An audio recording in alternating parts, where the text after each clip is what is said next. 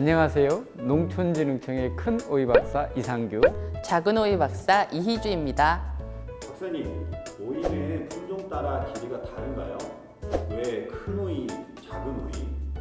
둘 다 오이 연구를 하고 있는데요. 저는 오이 연구 경력 25년 차이고, 저는 오이 연구한 지 10년 정도 돼서 저희끼리는 구분하기 쉽게 큰 오이 박사, 작은 오이 박사 이렇게 인사하는 게 좋겠다고 해서 오이 연구 경력이 뭐야? 35년이요. 10년 이상 정도 오이 연구를 해야 오이의 오자 정도밖에 못 꺼냅니다. 저희는 오늘 오이에서 가장 흔하게 발생할 수 있는 영양 생리장애에 대해 이야기해 보려고 하는데요. 오이는 자랄 때 영양 관리하고 환경 관리를 어떻게 하느냐에 따라서 오이의 상품성이 상당히 결정이 됩니다.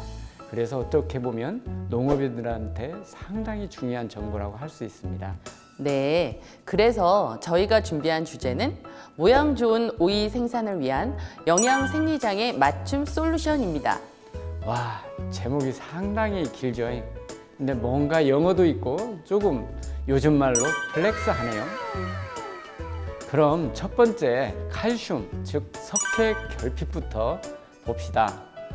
오이가 충분히 칼슘을 흡수하지 못하게 되면 이렇게 잎 끝부분이 황백색으로 변하다가 생장이 완전히 멈춰 주변이 말라버리는데요.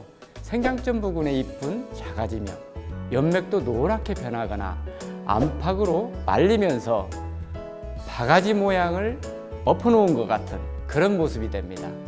이건 대표적인 칼슘 결핍 증상으로 계속되면 결국 뿌리의 발육이 불량해서 고사하게 되는 거죠. 칼슘 결핍은 농가에서 가장 흔하게 일어나는 현상이잖아요. 네, 칼슘 결핍은 암모니아태 질소와 칼리 비료를 너무 많이 주어 칼슘 흡수가 저하되거나 산성 토양에서 칼슘 공급이 충분하지 않을 경우에 나타나는 증상이고요. 또 흐린 날이 계속된다든지 아니면 낮에 커튼을 닫아두거나 고온다습으로 환기가 부족할 경우에 증상작용이 억제돼서 발생되기도 합니다. 칼슘 결핍은 토양부터 포장 환경까지 원인이 다양하니까 더 잘 발생하고 농가에서도 관리해야 할 부분이 많죠.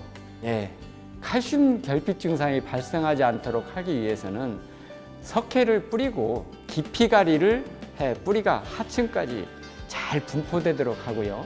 질소나 칼리 비료를 너무 많이 사용하지 않도록 주의해야 됩니다.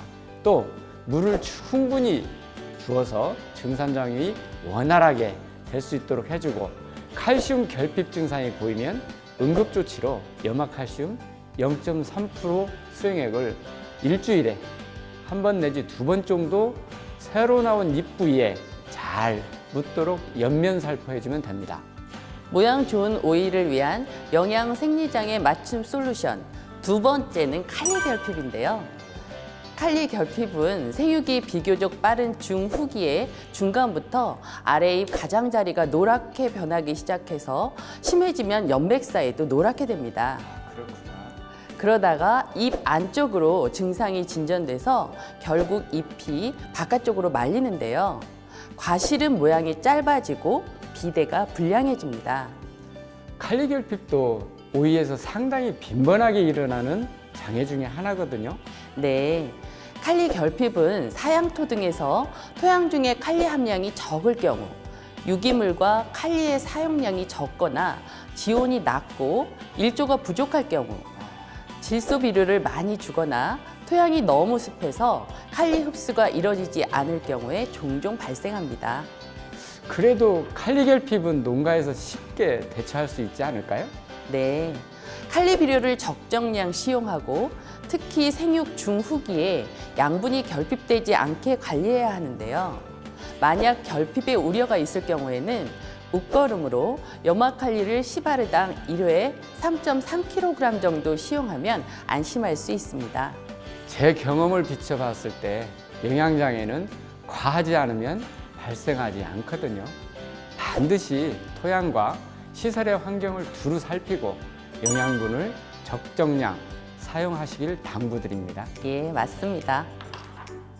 박사님, 네. 이제 오이 생리장에 대해 말씀해 주시죠. 자, 이번엔 제가 이런 걸 준비해 봤습니다. 우와, 오이 생리장의 넘버 8? 네, 요즘 비주얼 시대니까 시대에 맞춰서 제가 한번 역시 제가 또 한 수 배웁니다. 오이 생리장애 중 넘버 8, 넘버 1은 고가인데요.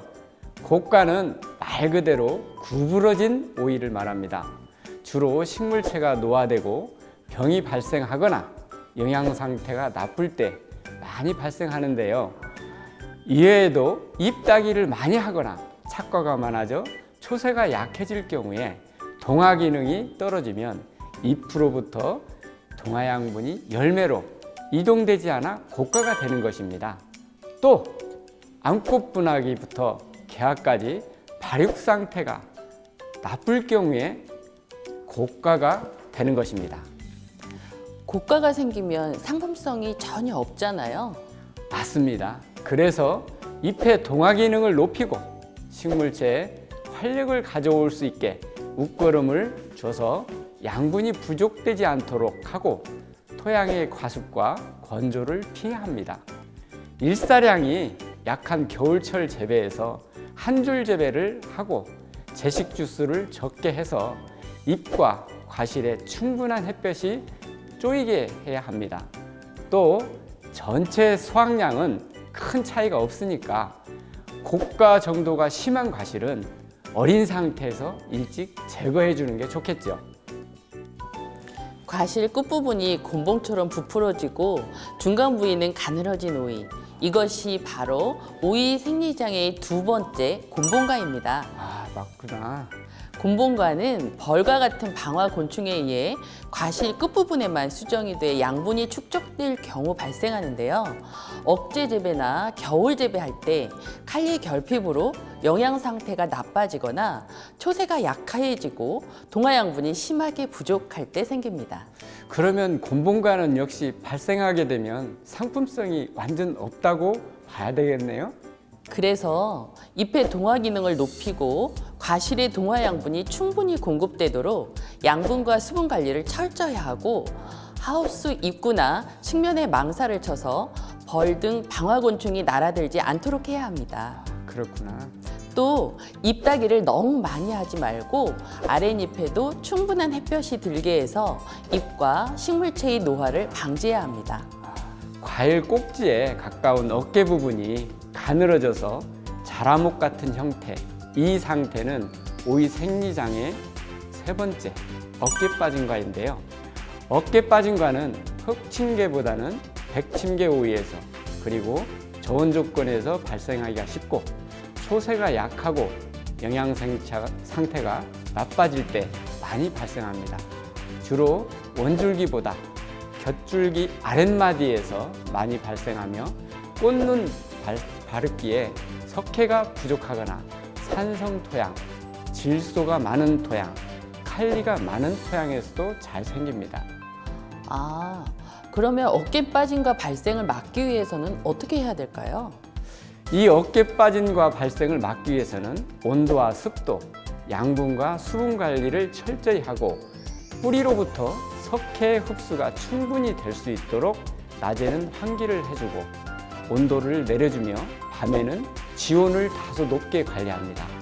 또 백침개 오이는 저온기 재배를 피하고 특히 야간 온도를 너무 낮게 관리하지 않습니다. 오이 생리장의 네 번째는 기형과입니다. 기형과는 화면에 보이는 것과 같이 모양이 아주 다양한데요. 아이고, 뭔가 한숨소리가 참 들리는 것 같네요. 발생 원인은 꽃, 즉 기형화 때문입니다. 기형화는 암꽃, 숫꽃 모두에 나타나는데요. 꽃눈 분화와 발육 시기의 장애로 칼리, 석회를 너무 많이 주거나 건조 등으로 붕소 흡수가 되지 않을 경우 또는 질소 과다, 고온 건조도 기형과 발생을 촉진시킵니다. 아, 그렇구나. 그러면은 대책은 뭐가 있나요? 네, 꽃눈이 분화할 때 극단적 저온이나 단일 조건, 영양 과다 등이 되지 않도록 주의해야 하고요.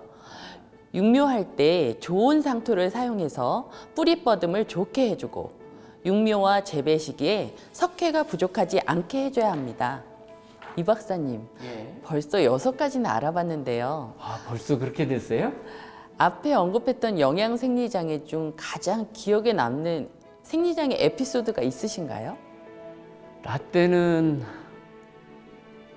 굴의 농가에 한 농가가 고가가 발생이 됐는데요.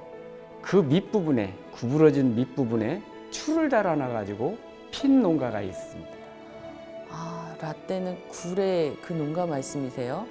아, 저는 그게 과연 효과가 있을지 그런 생각을 하면서도 그 농가들의 그 노력이 너무 가슴이 아팠던 그런 기억이 있습니다. 그렇군요. 우리 생리장애를 우리가 100% 막는 건 상당히 어려워요.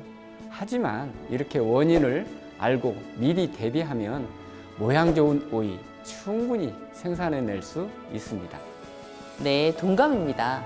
그럼 모양 좋은 오이를 위한 생리장애 맞춤 솔루션 5번째, 잘록가 보시죠.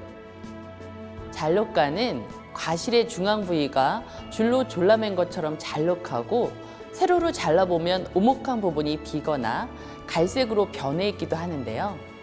발생 원인이 뭘까요?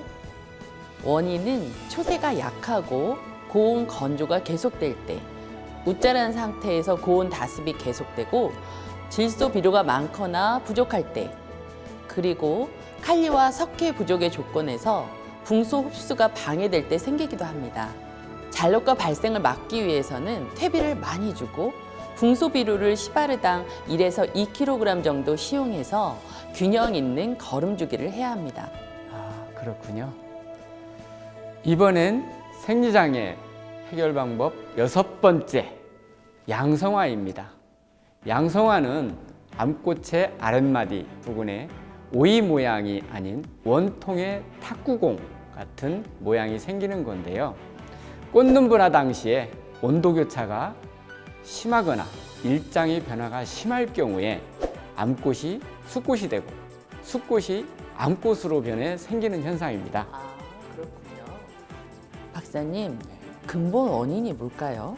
이것은 근본적으로 고온장애에 의한 생리장애로 환기가 불량한 터널 재배 등에서 많이 발생합니다. 따라서 꽃눈 분화할 때 적절한 온도를 유지하도록 하고 시설 재배 시에는 환기를 철저히 해주시는 게 좋겠죠. 생리장애 해결 방법 7번째는 오이의 끝부분이 가늘어지는 과실인데요.